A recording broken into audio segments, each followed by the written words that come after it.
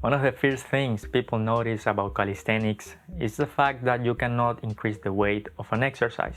Let's say a simple push-up, at least not directly. Such complications in increasing the weight of an exercise over time, in other words, progressive overload, are one of the main arguments against pure calisthenic training. However, the fact that we can't directly increase the weight doesn't mean that we cannot find other greater difficult exercises that hit the same muscle group, decrease rest times substantially, increase our own body weight in a bulk, or do more sets and reps as forms of progressive overload to challenge our muscles for either reaching failure or strength. This simple difference between bodyweight training and weightlifting makes exercise selection and exercise programming greatly different, and is one of the reasons why training only 2 times per week, or in other words, low frequency training, is something that shouldn't be done in calisthenics in most cases. To first bring awareness to our case, we must show a contrast. In the gym, if you want to make an exercise difficult, you could simply increase the weight over time infinitely until you die,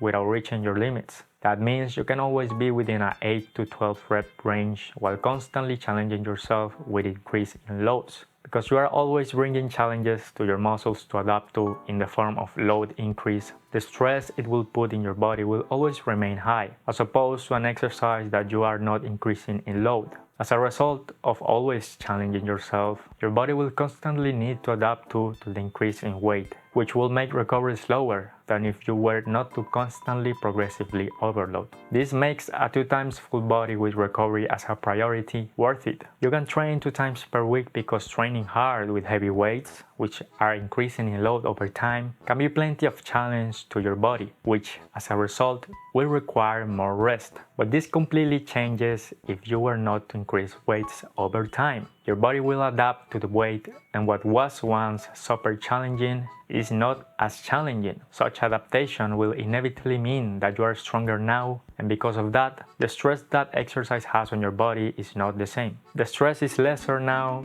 than before. That will mean that now resting so much makes no sense, because you are not bringing a new challenge in the form of a load increase. As a result, your body doesn't need that extra rest. And this is what happens in most calisthenic exercises. If you're not bulking or increasing in body weight, most calisthenic exercises remain with a fixed weight that does not increase over time. And this also means that they are easier to recover from.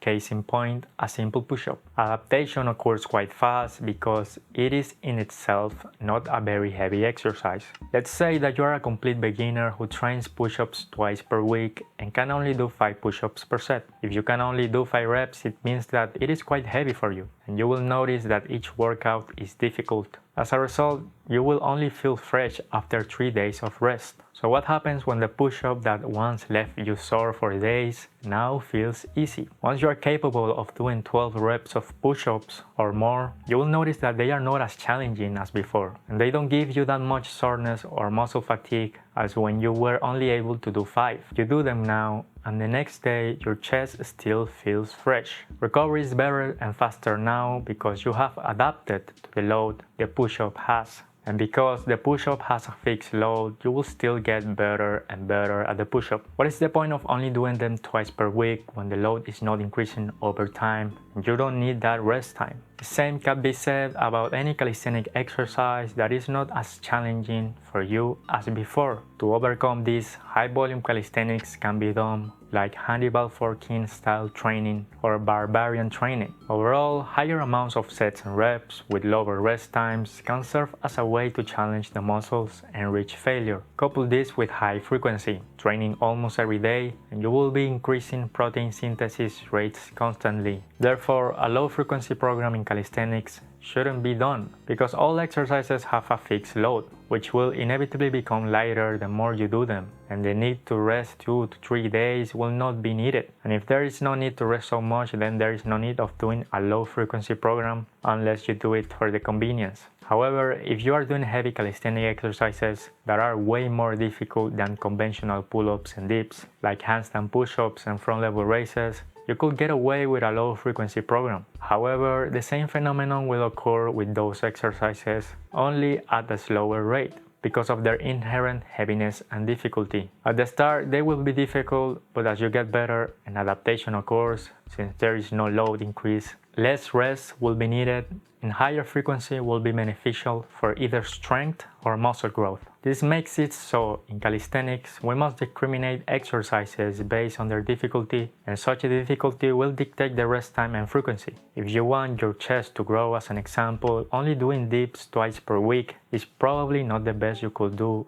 when you don't need that much rest time. If you are not aware of this, then you will do less frequency when you have already adapted to the exercise and make less results in everything because you are putting rest as a priority when you don't even need it. If, for example, you're a beginner in calisthenics and use a low frequency program as a start, and as you get better in all those exercises, you don't start learning new heavier exercises or increasing the frequency and volume, you will easily stagnate and become a beginner eternally. So if you prefer to train purely with calisthenics, whether for muscle growth or skills, be mindful of how low frequency training can limit your progress over time. In fact, training every day becomes more and more realistic in calisthenics the more you advance.